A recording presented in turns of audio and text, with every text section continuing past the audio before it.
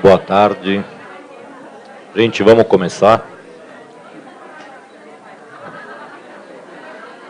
Gente, eu vou pedir para todo mundo sentar nos seus lugares, por favor.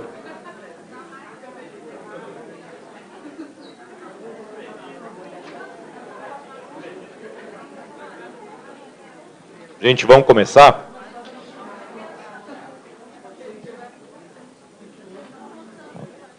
Pediram para eu reforçar aqui o pedido para vocês fazerem avaliação, preencherem a avaliação no final do dia, porque isso é muito importante para nós, para planejarmos os eventos seguintes, tá bom? Bom, para quem não estava aqui ontem, meu nome é Rafael Calix, eu sou oncologista clínico e diretor científico do Instituto Oncoguia. E o que nós vamos discutir aqui agora é um tema extraordinariamente importante, que são qual é a melhor forma de incorporar, de trazer para dentro do SUS avanços tecnológicos em geral, que vem ocorrendo no mundo da oncologia, e como viabilizar isso no SUS. A gente tem uma mesa extraordinária, mas tem uma notícia ruim. O Congresso acabou agora de manhã de convocar o Dr. Denizar, do Ministério, para algum tipo de audiência lá no Congresso, e ele pediu 1000 desculpas, mandou uma mensagem para a gente, dizendo que não poderia estar aqui. Ele passou alguns dos dados dele para a Vanessa Tais, que vai estar acompanhando aqui a gente na discussão. Então, eu peço desculpas que a gente não tem um representante do Ministério, principalmente em sendo o Denizar, que é absolutamente extraordinário do ponto de vista de acesso que a gente tem a ele, do ponto de vista de conhecimento sobre essa área. Eu vou dar uma mini aula aí de 10, 15 minutos sobre esse tema, só porque nem todo mundo aqui é médico, nem todo mundo aqui trata no dia a dia com essas medicações, só para vocês entenderem o contexto geral.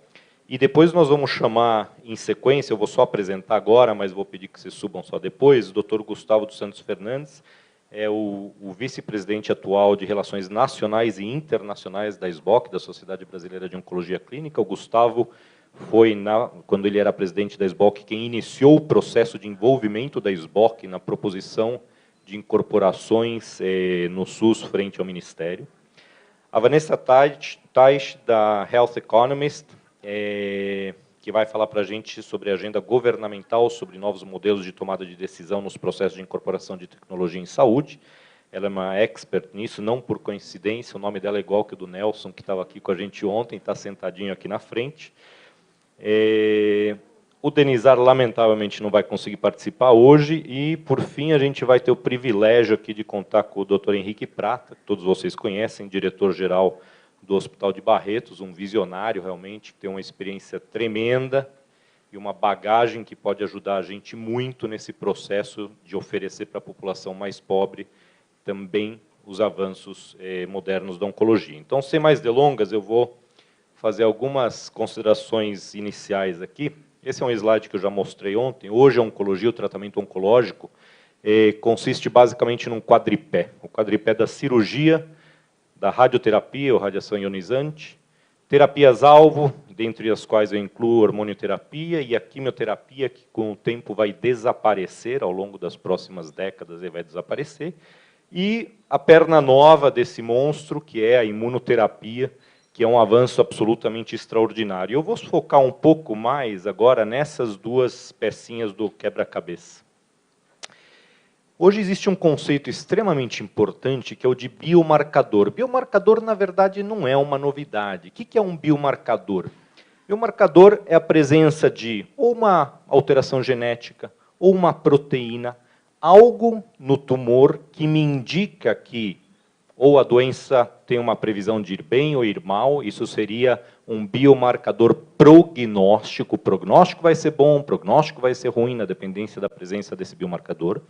E um biomarcador também, mais recentemente, ele pode ser usado como um preditor. Preditor do quê? Por exemplo, da eficácia de uma droga, ou, por exemplo, da ausência de eficácia de uma classe de drogas, né?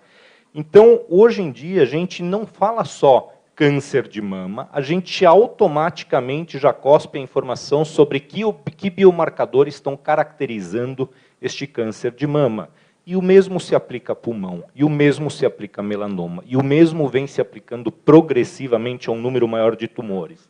E aqui eu listei, vocês não precisam decorar absolutamente nada disso, mas eu listei só em mama, Existem vários biomarcadores, alguns mais importantes, outros menos importantes, alguns mais úteis, outros menos úteis, mas eles têm características prognósticas, alguns deles, prognósticas e preditivas, no caso de outros. Tá?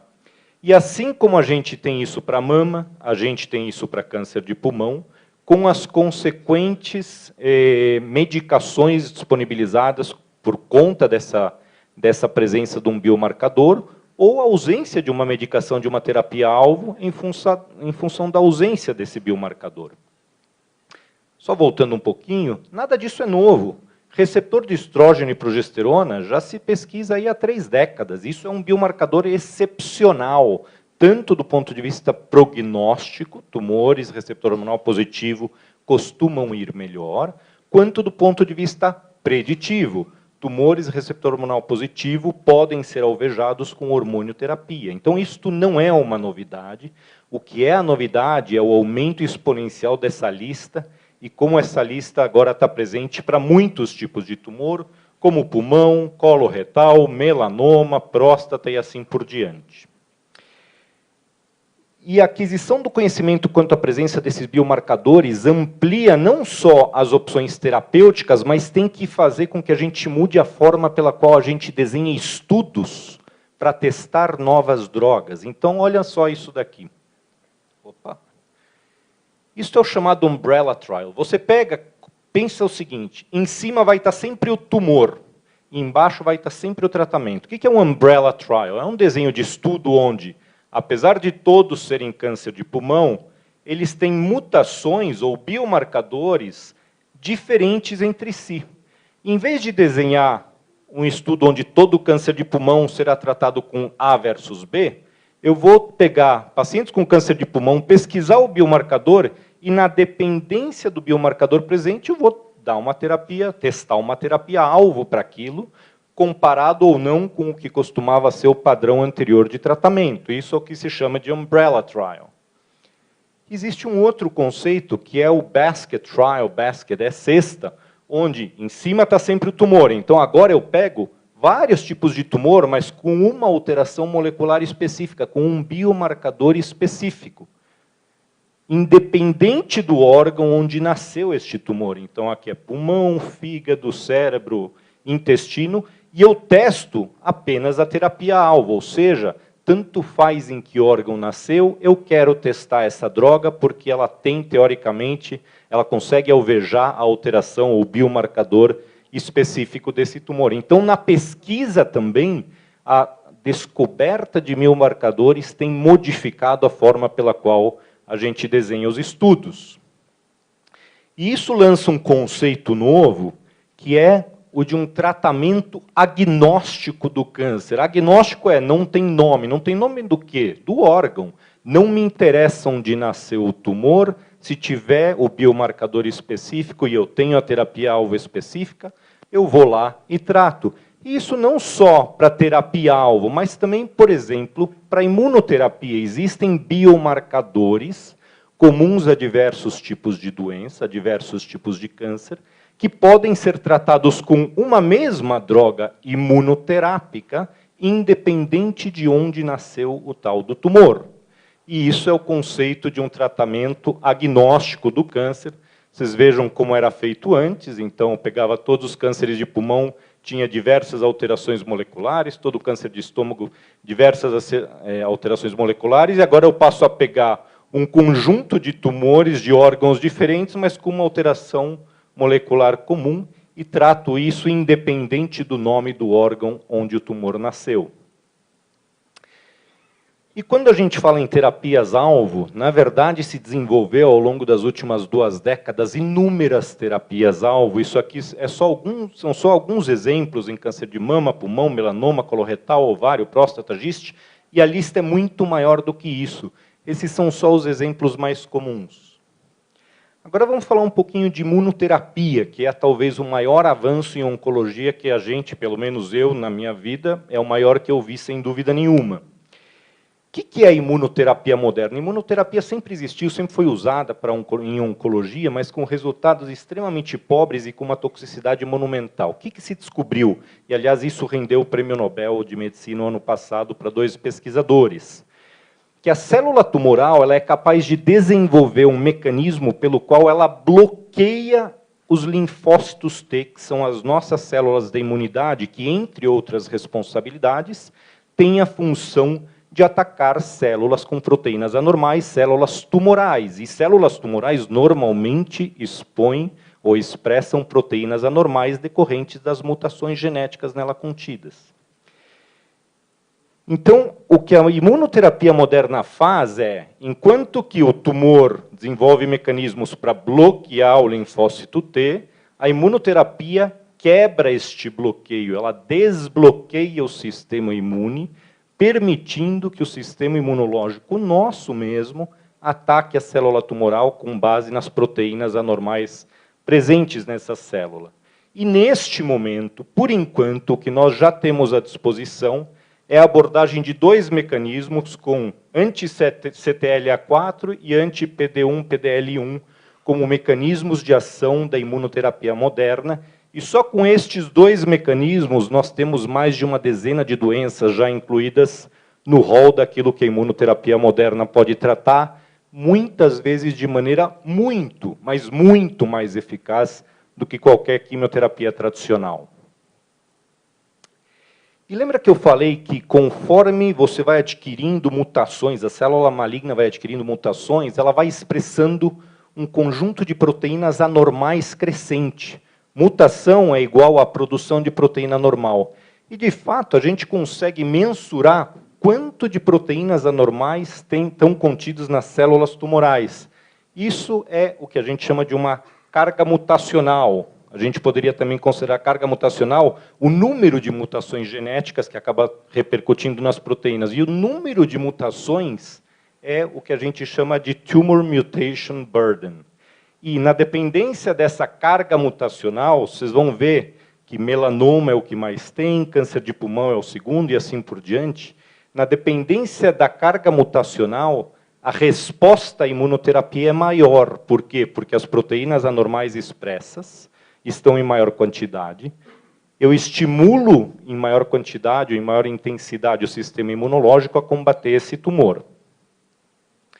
E da mesma maneira que terapias-alvo permeiam diversos tipos de câncer, hoje imunoterapia está aprovada para um grande número de cânceres também, seja em primeira linha, seja em segunda linha.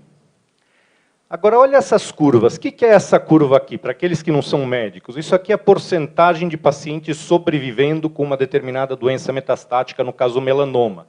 No dia 1 de tratamento, 100% dos pacientes estão vivos. E, ao longo dos meses, lamentavelmente, alguns pacientes ou vão morrendo ou vão perdendo a eficácia da doença e, subsequentemente, apesar de outros tratamentos, morrendo. Isso aqui é a curva de sobrevida, ou seja, quem cair aqui ou é porque perdeu o segmento, ou é porque morreu. E vocês veem que as curvas, com 2 imunoterápicos combinados, caem, ou seja, pacientes estão morrendo. No entanto, com 3 anos, a gente tem aqui 58% dos pacientes vivos. Mas mais interessante do que isso, muito mais interessante do que isso, é olhar que parece que está atingindo um platô. O que quer dizer esse platô? Embora os números aqui sejam muito pequenos para a gente julgar grandes coisas, a presença de um platô em doença metastática pode estar indicando pacientes que foram curados desta doença, ou, no mínimo, pacientes que continuam o tratamento de forma prolongada, sem evidência de que a doença esteja piorando e sem morrer por conta dela. Ou seja, numa doença onde universalmente todos os pacientes morriam em questão de 1 a 2 anos, agora nós temos mais da metade vivos aos 3 anos, e aparentemente nós temos uma fração de pacientes sendo curada. Isto é a imunoterapia moderna. Nunca, nada disso foi possível com qualquer outro tratamento sistêmico para melanoma metastático. A pergunta é como que a gente paga por isso? E esse talvez é um dos focos aqui maiores desta mesa. E a resposta para isso é: isto é extraordinariamente caro e nenhum país do universo tem dinheiro suficiente para arcar com os custos de imunoterapia nos preços atuais, principalmente porque isso está sendo usado no número crescente de doenças, de câncer. Está sendo usado porque é bom, é para usar mesmo. Só que no preço atual, ninguém consegue pagar. Então, a gente tem que pensar em modelos melhores de remuneração. Por exemplo, algo chamado risco compartilhado. O que quer dizer risco compartilhado? É um modelo, é um acordo no qual o Estado concorda com a incorporação temporária de um novo medicamento, enquanto a indústria farmacêutica aceita receber pelo produto preço que será determinado conforme o desempenho do medicamento em condições reais de uso. Por que isso? De fato, quando você faz um estudo clínico, você hiperseleciona o paciente, aquele paciente que não tem outras doenças, não tem grandes problemas de saúde, não tem isso, não tem aquilo, tem acesso fácil ao médico, etc. Então, o resultado em estudos costuma ser melhor que no mundo real, vamos dizer assim. E no risco compartilhado, é mundo real. A gente quer saber se a droga performa tão bem no mundo real quanto ela performava no estudo, e, portanto, a ideia seria coletar estes dados. Isso se chama risk sharing em inglês, o risco compartilhado, depende de algumas premissas, né? Então, primeiro, que todo mundo envolvido, a indústria, representantes de pacientes, a fonte pagadora, etc., se envolvam numa discussão produtiva, sem apontar o dedo para o outro, mas produtiva em prol do paciente. Que se desenhe uma série de coleta de dados, com dados que realmente são relevantes para aquela pergunta se esta medicação deverá ou não continuar a ser oferecida num sistema em discussão. Para isso, a gente tem que facilitar a coleta de dados, idealmente com, por exemplo, prontuários eletrônicos, que permitiriam a coleta desses dados em tempo relativamente real, para dar o feedback ao fim de 1 ano, de 6 meses, ou de 3 anos, para dizer, ok, vamos rediscutir se realmente valeu a pena, se o resultado é tão bom quanto era no estudo. Essa colaboração ela tem que ser contínua, obviamente, e tem que existir uma confiança mútua entre todos os players. E o resultado disso tem que ser público, ou publicado, para que todo mundo conheça, porque uma medicação eventualmente pode ser descontinuada num segundo momento. Bom, com essa introdução, peço desculpas que eu passei 2 minutos do tempo, eu queria começar então chamando Gustavo Fernandes. Gustavo, já apresentei, obrigado por estar aqui hoje. E é um prazer imenso recebê-lo para falar do ponto de vista da SBOC. Não tem slide. Eu sou uma pessoa desprovida de slides. Boa tarde. Bom, eu estou muito feliz de estar aqui hoje, porque poucas vezes a gente tem a oportunidade de falar sobre um tema que conta um pouco da história que a gente viveu. E mais que isso, é uma história que tem resultados positivos. Então, acho que isso é um privilégio, e eu agradeço por esse privilégio. Começando a contar um pouquinho dessa história, como o Rafael falou, eu fui presidente da Sociedade Brasileira de Oncologia Clínica de 15 a 17. É isso, 15 a 17. E quando a gente assumiu um grupo novo, a gente não tinha muita ideia de como que a gente ia lidar com a questão com a interface com o Ministério, Saúde Pública, etc. E a gente foi ver o que a gente estava fazendo na sociedade. Basicamente, a gente tinha uma discussão, que é uma discussão perene e real, e, na minha opinião, importante, que é a discussão de valor de APAC. Os valores de remuneração de procedimento não mudam há muito tempo, mas era uma pauta, sim, que parava, sempre voltava da porta com argumentos mais ou menos iguais, de parte a parte, e gerava um certo mau humor. Como eu vi que a gente não ia andar muito bem com isso, eu fiquei tentando pensar em alguma outra fórmula. A gente discutiu em reunião da sociedade, logo no comecinho, o que a gente ia fazer. Por sorte, o presidente do CFM, o Dr. Carlos Vital, me convocou para discutir uma questão ética. Existia um hospital no Nordeste do Brasil, em que alguns colegas estavam prescrevendo medicamentos que não cabiam dentro da APAC, mas que eram considerados essenciais, um julgamento clínico apropriado, a meu ver, e que estavam sendo coagidos pelas instituições onde eles trabalhavam a não prescrever, porque o Ministério da Saúde falava que ele tinha que pagar aquilo do bolso dele, ou o que fosse. Então, ali a gente tinha um dilema em que, se o médico prescrevesse o remédio certo, o paciente ia processar o hospital e aquela conta ia terminar com ele. Então, isso é um cerceamento da melhor prática médica, e você está empurrando a responsabilidade por não prover o medicamento para um ente que não tem nada a ver com isso e que prestou um outro tipo de juramento. E aí o Dr. Carlos é uma figura filosófica muito interessante, ele tem uma visão muito idealista do mundo. Ele falou: Gustavo, você sabe quantos são esses remédios? A resposta foi muitos. E ele não aceitou muito bem o muitos, e aí eu voltei para casa com uma missão de ver quantos eram os muitos. E aí eu passei um fim de semana olhando as indicações que eram aprovadas em bula no Brasil e aquilo que era praticado dentro do SUS e dentro do manual de tratamento de oncologia do SUS. Mandei para você na época.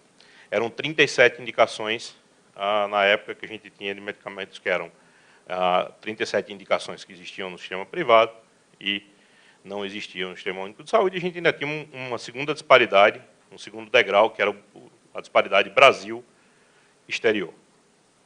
Isso gera um machucado na gente, voltamos, vamos lá conversar, e levei esse relatório, entreguei na mão do secretário do Ministério junto com o Dr. Carlos, e ele ficou olhando e falou: olha, a gente não tem dinheiro para fazer isso daqui ser incorporado. Eu falei: imaginei que você tivesse essa resposta para me dar.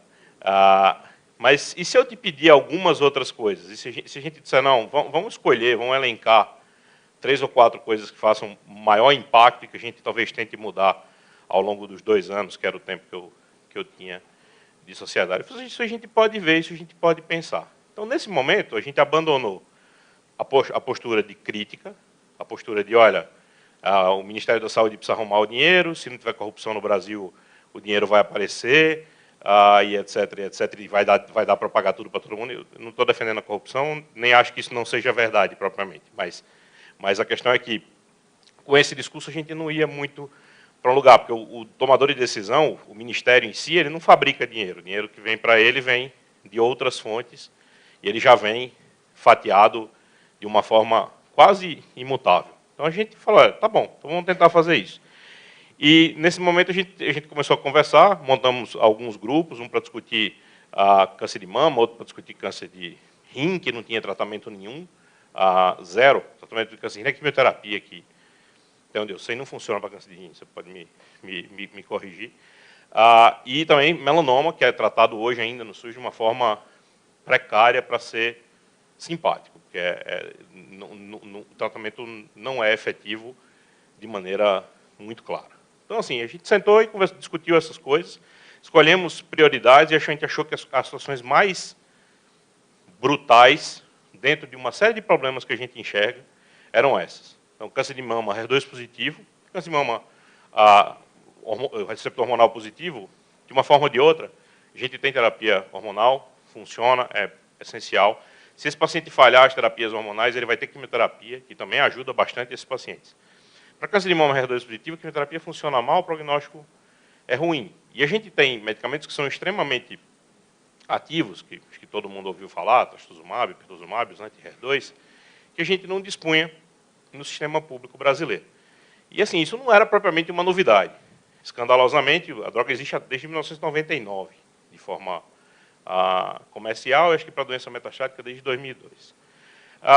Eu lembro um dia, eu estava na praia de folga com a minha esposa, e eu fiquei pensando: como que a gente faz para talvez que todo mundo entenda que essa falta desse medicamento é importante? Como que a gente explica isso? Porque quando a gente mostra um paper, uma curva, não vai bem. E eu comecei a dar uma olhada em estudos desse tipo, e eu achei um estudo do Barrios, que mostrava o impacto negativo da ausência de trastuzumab na adjuvância em câncer de mama. E aí eu peguei o telefone, liguei para a Cíntia, liguei depois para o Barrios, e aí o Rafael Calix entrou junto, a gente discutiu sobre, vamos fazer um estudo, ver quanta gente está morrendo, quantos anos de vida a gente perdeu por causa da falta desses 2 remédios. A gente fez uma análise retrospectiva, o André Sassi acho que também ajudou um pouco nisso, mas o grupo do Barrios foi o grupo mais significativo nas análises, e a gente viu que a falta de terapia anti-HER2 no Brasil roubou 30 mil anos de vida nesse tempo. Então, aí o que a gente queria era exatamente isso que eu ouvi aqui. Era isso. precisava chocar, porque se você não... não, isso aqui ó, é um remédio bom, aumenta a taxa de resposta. Tal, quer dizer, a gente tinha um estádio de futebol cheio, com 30 mil mulheres dentro, 30 mil casas, 30 mil famílias que não viveram aquele ano por causa da falta disso. Então, esse foi um argumento técnico construído, um argumento muito triste, mas um argumento eloquente. E a gente pegou esse argumento e levou para o Ministério da Saúde e disse, olha, tem sangue nas suas mãos, e a gente levou para a indústria e disse, olha, também tem sangue nas suas mãos. E a gente quer que não tenha mais, a gente quer tratar os doentes, a gente não gosta de ver os pacientes irem mal. Vamos sentar todo mundo aqui, vamos tentar arrumar uma fórmula de incorporar isso daí. Então, a submissão foi feita pela primeira vez em nome da sociedade, então não foi feita pela indústria, a gente fez a submissão, naturalmente a Roche apoiou com os dados necessários, mas a gente pagou a análise desses dados pela uma empresa de um membro da SPOC, e a gente foi, submeteu, e foi pela terceira ou quarta vez que trastuzumab era submetido, e dessa vez passou, e ainda passou junto a incorporação de pertuzumab, que colocou os pacientes num tratamento de primeira linha, quando o pertuzumab for comprado, que está aprovado, mas não está comprado, coloca os pacientes do Brasil num nível, em qualquer câncer de mama, em qualquer lugar do mundo, é tratado. E assim, veja, tudo de uma forma... A única coisa que a gente fez foi tentar pressionar os pontos corretos. Da mesma forma, em câncer renal, né, a gente tinha 0 tratamentos para câncer renal metastática no Brasil, 0, e a gente conseguiu, mais uma vez, através de uma manobra muito semelhante e sincera, honesta. A gente não pediu todos os tratamentos, a gente disse, olha, preciso pelo menos uma opção terapêutica para que os pacientes tenham acesso. E hoje o grande desafio que a gente vive, eu estou como vice-presidente da sociedade, mas não estou mexendo nessa área no momento, mas sei que tem gente trabalhando, e tem gente trabalhando no Brasil inteiro, nas instituições, nas associações de pacientes, é o desafio da imunoterapia. A imunoterapia, de fato, é o que virou a chave do tratamento contra o câncer. A gente teve episódios com terapia-alvo que foram muito significativos, mas eu não me lembro, eu não acho que nada é tão impactante para tanta gente quanto a imunoterapia é. Não é à toa, como o Rafael falou, existe houve um Nobel esse ano, um laureado, um cientista japonês e um texano, por conta desse tratamento. E como o Henrique Prata fala, é um tratamento que levanta defunto, de fato é. Você vê pacientes que não tinham condição clínica nenhuma, receber imunoterapia, isso é lógico que isso não é um tratamento para todo mundo, não é uma panaceia, não é a cura do câncer de uma forma definitiva, mas para algumas pessoas isso sim significa a cura do câncer, e certamente para muitos pacientes isso sim significa viver mais e viver com uma qualidade de vida muito boa. Então, é um tratamento que hoje mais nos incomoda de não ter. E na minha época, a gente tomou a decisão de submeter a ipilimumab, que foi a primeira imunoterapia, para melanoma no SUS. E eu tomei minhas pancadas, porque ipilimumab já não era, nessa época, o melhor tratamento para melanoma, como o Rafael mostrou, o dado do Wall-Shock. Nivolumab, aparentemente melhor, e a combinação dos dois remédios, que está muito longe da nossa realidade, melhor ainda. Mas dentro do cenário que a gente tinha, era um passo para começar. Isso está parado até hoje, a gente ainda não conseguiu caminhar nesse ponto. Esse é o grande grau de incômodo que a gente tem. Então, resumindo a minha fala e o que eu queria, a mensagem que eu queria deixar aqui hoje são duas coisas. Assim, o papel da sociedade médica é tentar direcionar as políticas públicas de forma a obter os benefícios maiores, o máximo que se possa ter. Então, assim, a gente precisa ter credibilidade e sensibilidade na hora de entender que o Estado, com todos os problemas que ele tem, tá, e com todas as críticas que a gente tem a ele, tenta prover, de alguma forma, saúde, e que ele não tem, na forma de hoje, uma fábrica de recursos que sustente tudo para todo mundo. Então, o nosso papel é tentar ajudar o Estado a alocar os dinheiros que ele tem. Em paralelo, se a gente puder, como sociedade, ajudar o Ministério a ter mais dinheiro, tá? Apertar o Congresso Nacional, fazer força na Presidência da República para aumentar a verba de saúde, eu acho que a gente ajuda bastante. Mas com a verba congelada da forma que está, a gente precisa ajudar a priorizar e brigar pelas coisas que são mais relevantes. E, assim, eu não sei como a gente vai fazer. Assim, a forma de fazer é conversando, sentando e tentando apertar de todos os lados. Porque a imunoterapia precisa ir para a prática clínica. É incrível, de fato, assustadoramente ativo e precisa vir para a prática clínica. Mas, com o número de indicações que tem, com o número de indicações que vem, com a quantidade de recursos que o governo tem e com os valores que são praticados pela indústria farmacêutica, a gente não vai andar. A gente não vai conseguir andar.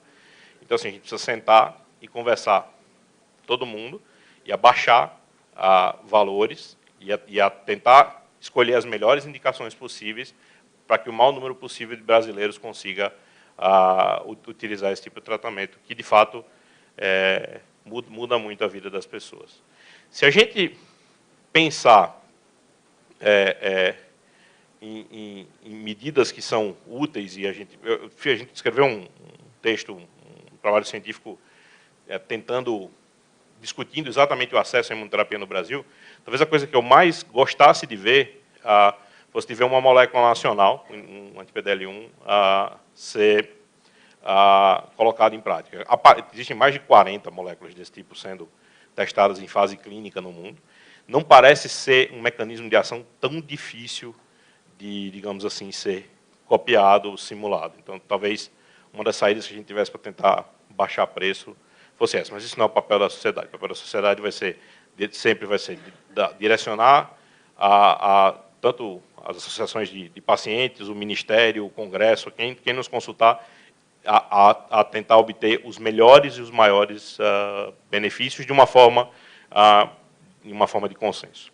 Obrigado a todos. Obrigado, Gustavo. Eu queria agora chamar a Vanessa Tais. Ela vai falar sobre a agenda governamental dos novos modelos de tomada de decisão nos processos de incorporação de tecnologia em saúde. Opa, peraí, estão me acusando de falar a aula errada. Era do Denizar, desculpa, eu falei o título errado da aula. Quais os aperfeiçoamentos necessários no atual modelo de incorporação e remuneração de tecnologia em saúde? Desculpa, Vanessa. Bom, obrigada, Rafael. Boa tarde a todos. É um prazer estar aqui. Eu queria agradecer ao Oncogui, a Luciana, a Tiago, Rafael e toda a equipe pelo convite. É uma honra estar aqui dividindo essa mesa com tantas pessoas competentes. Uma pena que o Denizar não possa estar aqui com a gente.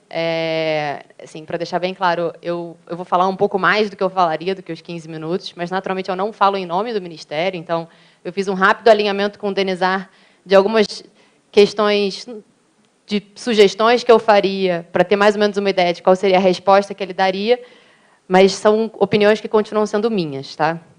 Então, vamos lá. Deixa eu pegar o passador aqui.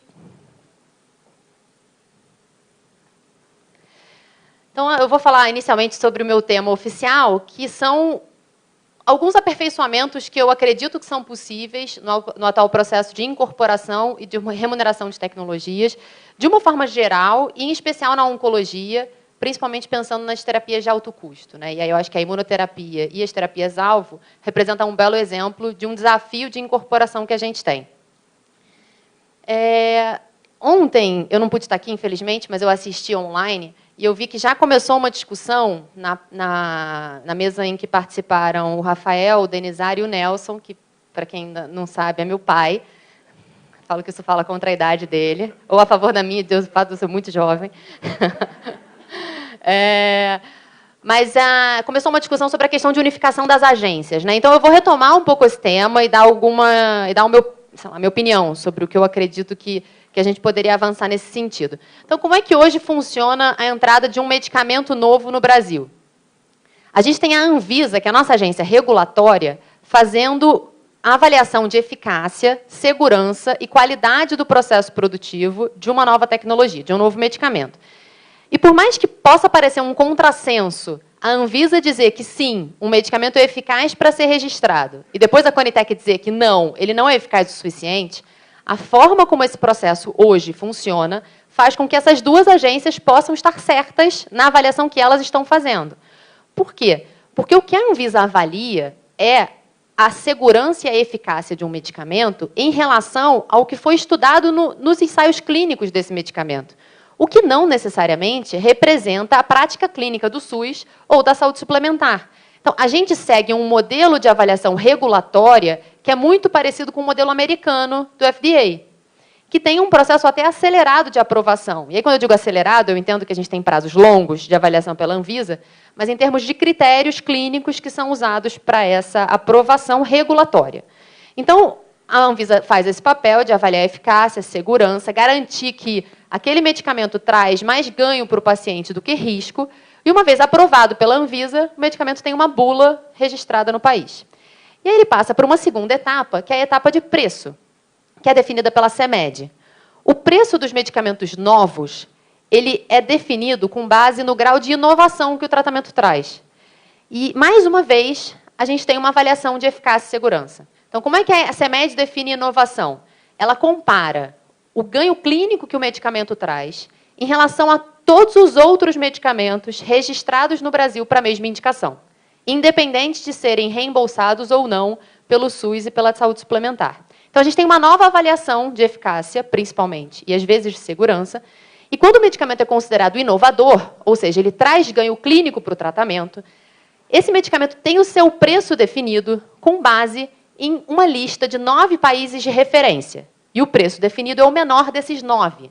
E esses 9 países são, especificamente, Estados Unidos, Canadá, França, Grécia, Itália, Espanha, Portugal, Austrália e Nova Zelândia. Vejam, todos os países que, tradicionalmente, investem per capita mais do que a gente investe em saúde. Então, vamos acompanhar o processo. A gente tem uma agência regulatória, num modelo muito americano, que faz a avaliação parcial de eficácia e segurança, porque ela não compara com tudo que está disponível no país. A gente tem um modelo de definição de preço, que segue referências internacionais para a inovação, de países que investem mais em saúde per capita do que a gente. E a gente tem um sistema universal que ainda está discutindo a sua integralidade. Então, o desafio está feito, porque a gente não tem dinheiro suficiente, a gente tem as inovações chegando com uma velocidade relativamente alta, com um preço definido, e a gente não tem dinheiro para pagar. E aí, o que acontece na sequência? O medicamento tem preço, tem bula, ele está disponível no mercado, que a gente chama de out of pocket. Então, quem puder pagar do bolso, pode comprar o medicamento. Eu já vou voltar a esse tema. E quando é que o medicamento é reembolsado pelo SUS? Quando ele é submetido à Conitec. Mas esse processo é automático? Não. Ele só é avaliado pela Conitec quando alguma entidade, ou pessoa física, o que nunca aconteceu na verdade, mas quando alguma entidade submete esse medicamento para avaliação. Quem submete? Em geral, ou a indústria farmacêutica, fabricante do remédio, ou o próprio governo, órgãos do Ministério fazem submissões, e agora, mais recentemente, a gente tem a participação de sociedades médicas e associações de pacientes. Mas alguém precisa fazer a submissão. Uma vez que a Conitec avalia um medicamento e define favoravelmente quanto à incorporação, de acordo com o decreto de 2011, o SUS tem 180 dias para disponibilizar o medicamento. E aí, o que significa disponibilizar o medicamento? Significa que vai existir uma pactuação na CIT, que é a Comissão Intergestores Tripartite, que tem representantes das 3 esferas de governo: governo federal, governos estaduais e governos municipais. E lá eles decidem, basicamente, quem paga a conta. Mas vejam, a gente está discutindo quem paga a conta depois de decidir que incorpora. Isso cria uma dificuldade no processo. E essa parte tem demorado bastante, o que faz com que os 180 dias, muitas vezes, não sejam cumpridos. E eu fiz uma análise recente das últimas incorporações de 2015 a 2019, de medicamentos do componente especializado e oncológicos, recomendados pela Conitec. Foram 74 medicamentos. Desses, 56 já tem grupo definido no componente especializado, forma de compra definida. E desses 56, 53 têm compra centralizada pelo Ministério da Saúde. 2 deles têm compra estadual com recurso federal e 1 compra estadual com recurso estadual. O que está acontecendo na prática? O governo federal está assumindo para si a responsabilidade de financiar esses medicamentos. A minha dúvida é se isso é sustentável no longo prazo, considerando que o modelo de financiamento envolve as 3 esferas de governo, Mas o que, por exemplo, o posicionamento do CONAS na última reunião, mas na reunião da CIT de dezembro foi: Governo Federal, vocês não decidiram através da Conitec que querem incorporar antes de discutir orçamento? Fiquem à vontade, podem reembolsar. Então, um dos pontos de melhoria que eu acho que pode acontecer é começar a discutir orçamento antes de decidir a incorporação. Para a gente saber, que foi um pouco do que o Nelson falou ontem também. Eu chamo ele de Nelson, eu fico na dúvida de chamar ele Nelson e meu pai, mas eu acho que pode parecer muito, né, pessoal, assim. Mas não é nenhum conflito entre a gente, tá? Fiquem... Então, discutir o orçamento antes de decidir se eu vou incorporar, né? Porque eu preciso saber se eu tenho dinheiro.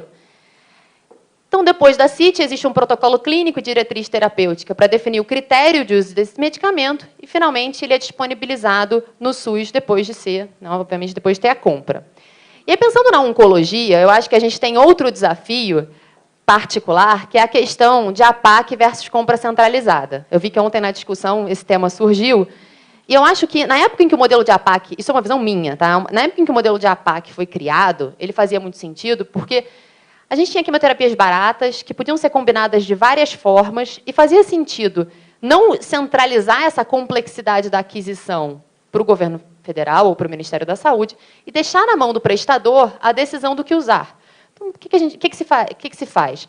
Eu defino um valor fechado por mês de tratamento, eu repasso esse valor para o prestador define a melhor conduta para aquele paciente.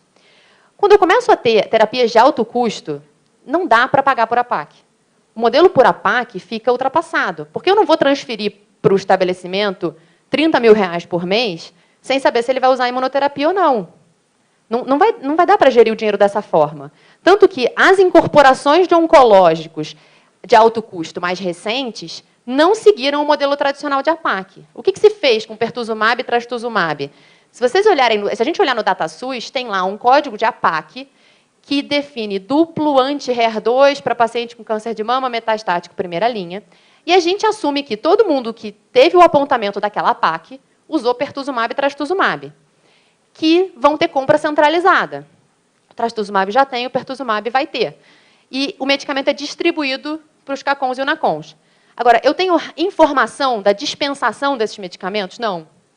Então, embora eu acho que o modelo de APAC não vai acabar, eu acho que a gente precisa de uma combinação na oncologia do modelo de APAC para os tratamentos já estabelecidos, vamos dizer assim, e talvez ter um modelo de dispensação semelhante ao da assistência farmacêutica para a dispensação dos medicamentos de alto custo. Muito embora eu não ache que a gente tenha que seguir o modelo de assistência farmacêutica que a gente tem hoje para o componente especializado. Porque se a gente for falar do mundo dos biológicos, os medicamentos estão sendo dispensados para os pacientes sem um controle da infusão exatamente desses medicamentos. Então, eu não estou falando disso. Tá? Eu acho que tem que continuar tendo uma gestão desses pacientes dentro dos CACONs e UNACONs. Mas talvez a gente precise de mais informação sobre os medicamentos.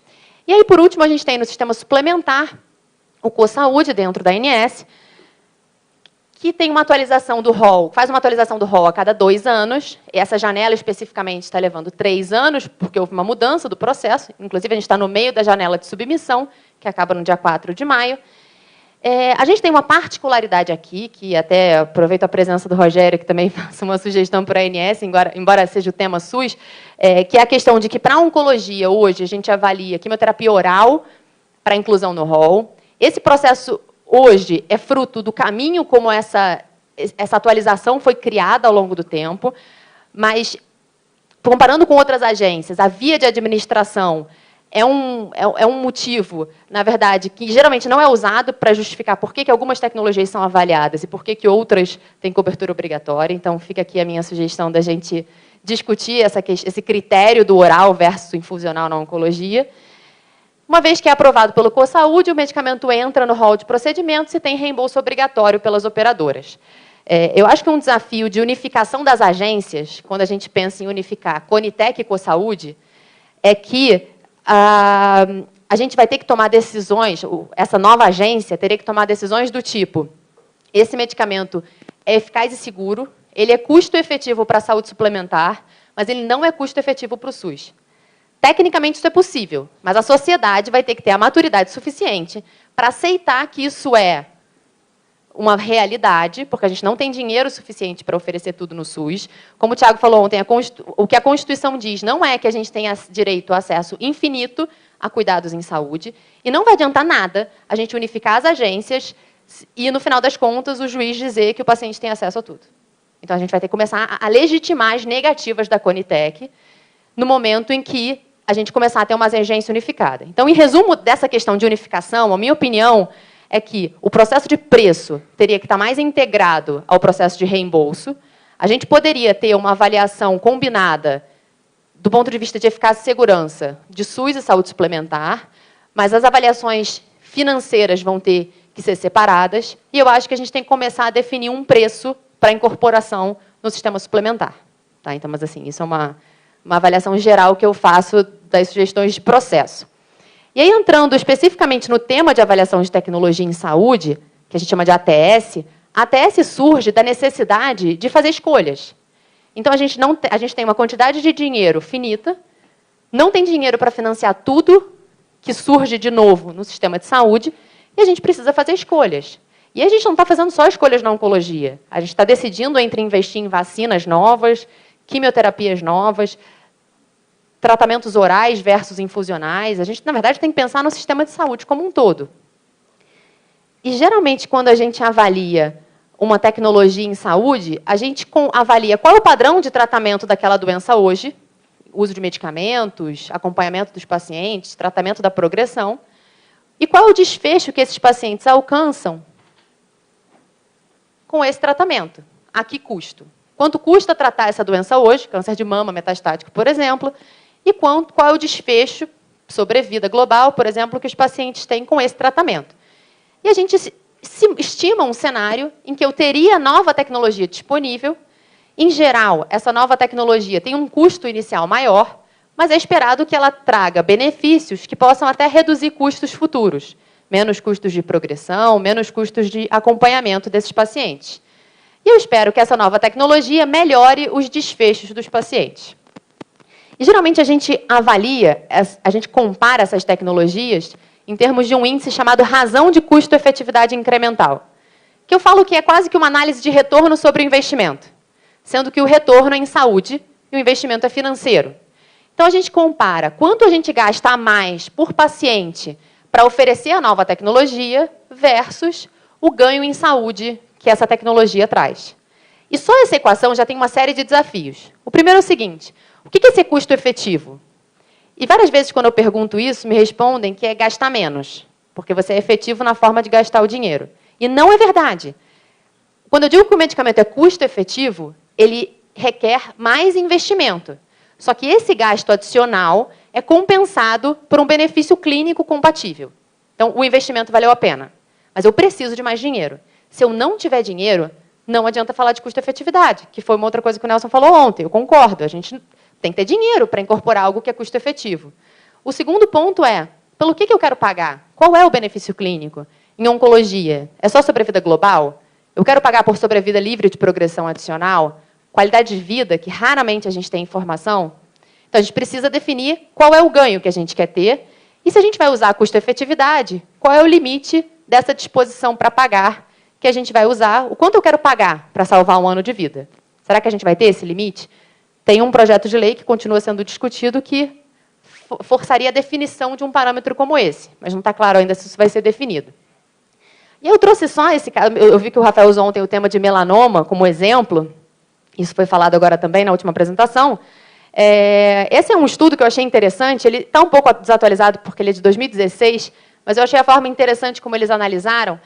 O que eles fizeram? Eles fizeram uma revisão de todos os estudos de novos medicamentos para melanoma metastático, e eles fizeram uma combinação dos estudos dos medicamentos da mesma classe terapêutica, do mesmo mecanismo de ação. Claro que tem várias críticas metodológicas a essa comparação, porque são pacientes um pouco diferentes, mas acho que ilustra bem o ganho que a gente observa e o anseio que os pacientes têm de ter acesso a esses medicamentos. Então, na década de 70, o que tinha disponível, o que tem disponível hoje no SUS, em muitas situações, é da carbazina, em que o que se alcançava? Em um ano, 42% dos pacientes estavam vivos. Tem aqui sobrevida livre de progressão também, mas eu vou focar ali na sobrevida global. E aí vão surgindo os novos medicamentos. Tem os inibidores de CTLA4, que aumentam essa sobrevida global. Depois a gente tem os inibidores de BRAF para um subgrupo específico de pacientes com mutação. Depois, os inibidores de PD-1 e as combinações. Só vou voltar um aqui. Depois a gente vai ver que tem as combinações desses medicamentos. E a gente sai de um cenário. E esses dados até já estão atualizados, né? O gráfico que vocês viram antes tinha até um segmento maior. Mas é só para ilustrar de que esse é um ganho que, naturalmente, as pessoas querem ter acesso. A gente sai de uma sobrevida global em um ano de 42% para 72% ou mais.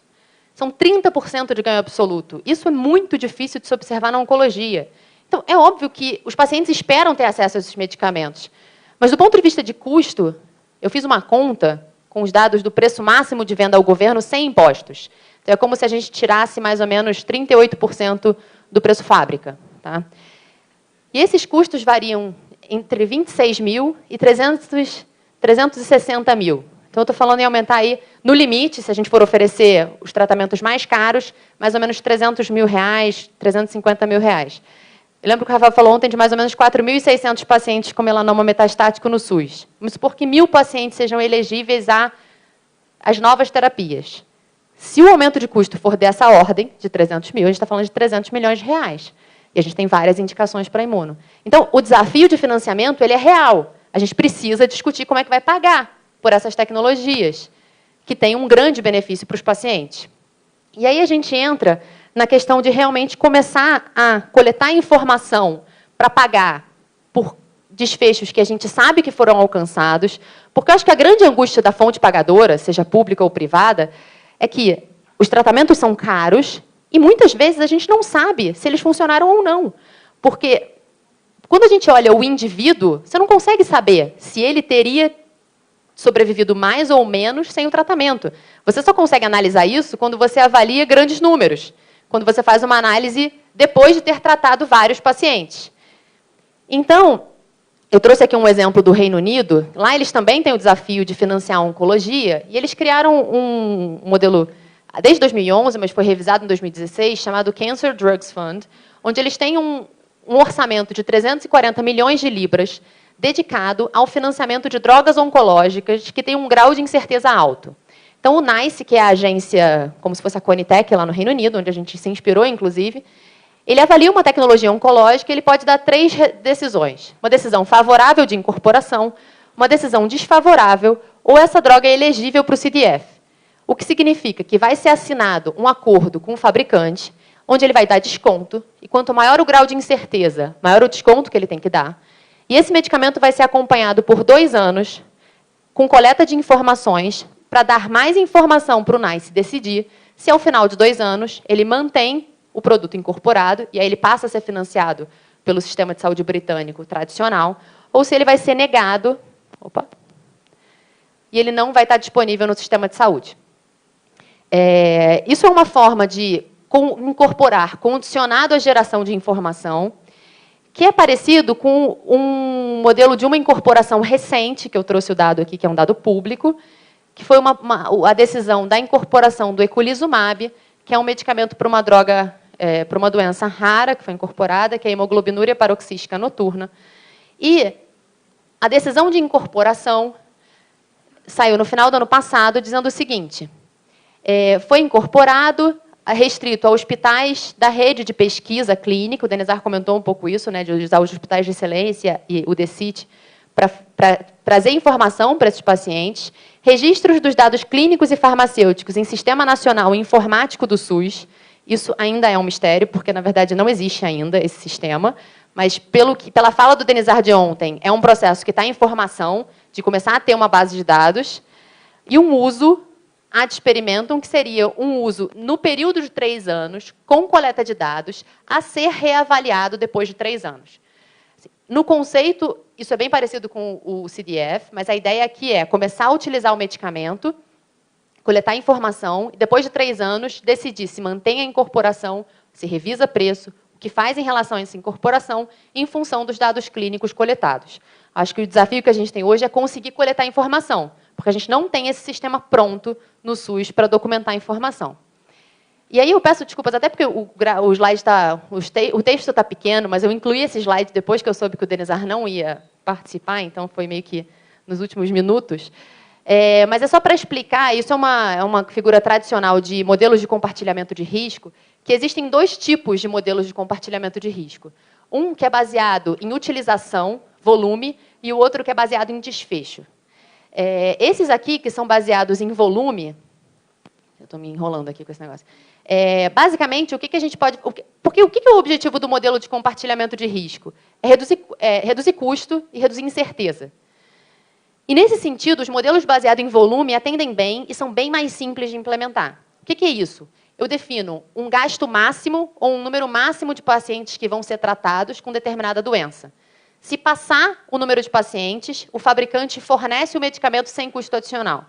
Isso define o máximo de gasto que o sistema vai ter e eu consigo dividir o risco com o fabricante, se eu não tenho certeza sobre quantas pessoas eu vou tratar, sobre qual vai ser a dose utilizada do medicamento.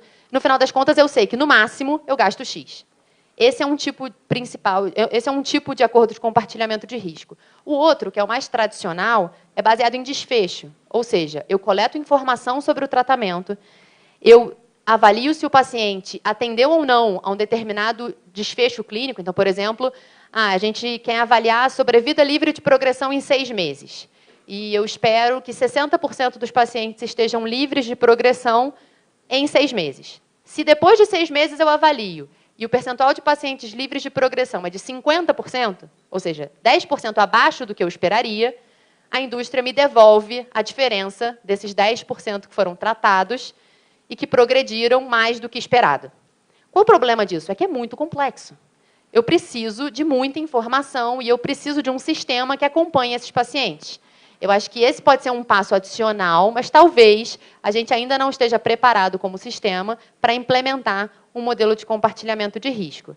Então, isso é uma opinião. A gente sabe que o primeiro modelo oficial, acordo oficial de compartilhamento de risco, vai ser apresentado dia 24, mas eu acho que hoje a gente vai acabar seguindo um modelo combinado. O Denizar já adiantou um pouco ontem aqui a questão de definir um número de pacientes, mas fala-se muito da questão de desfecho também, para ser medido no SUS. Então, acho que, no final das contas, vai ser um modelo combinado de limite de pacientes e medição de desfecho. E esse é o meu último slide, que eu já passei do meu tempo. Calma que eu estou voltando. Pronto. Então, as minhas recomendações da melhoria do processo: alocação de orçamento para incorporação antes da decisão de incorporação, definir quais são os desfechos prioritários para a incorporação de tecnologias, definir um limite de custo-efetividade no SUS e na saúde suplementar, se a gente for usar custo-efetividade para incorporação, uma avaliação compulsória pela Conitec, essa é um pouco polêmica, mas uma avaliação compulsória pela Conitec de todas as terapias de alto custo, a precificação das tecnologias em função do ganho clínico apresentado, então seria uma integração de preço e reembolso, e coleta de informações para poder avaliar se o que foi incorporado está atendendo ao que era esperado. Tá bom? Com isso eu encerro. Muito obrigada. Obrigado, Vanessa. Queria agora chamar o Dr. Henrique Prata. Ele foi um dos pioneiros em implementar imunoterapia no SUS, pelo menos um embrião disso, e vai falar agora dessa experiência para a gente. Obrigado, Henrique.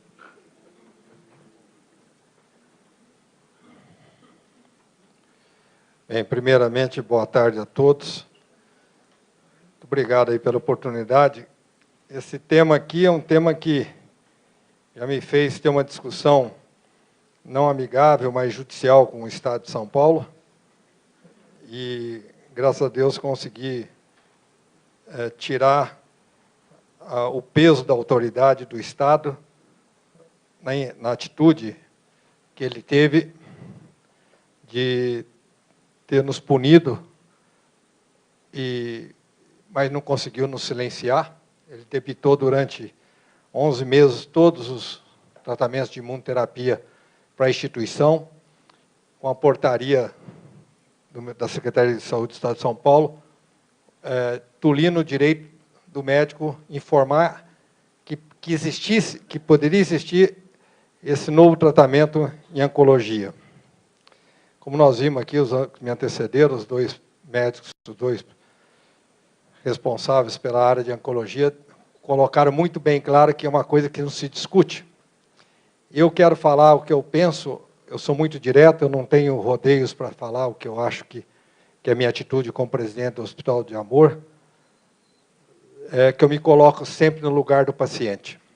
E faço a minha equipe também se colocar no lugar do paciente. Eles encontram fórmula para tudo e eu encontro solução para tudo. Eu quero que vocês assistam só esse pequeno institucional que eu vou passar, de um depoimento de um médico de 31 anos,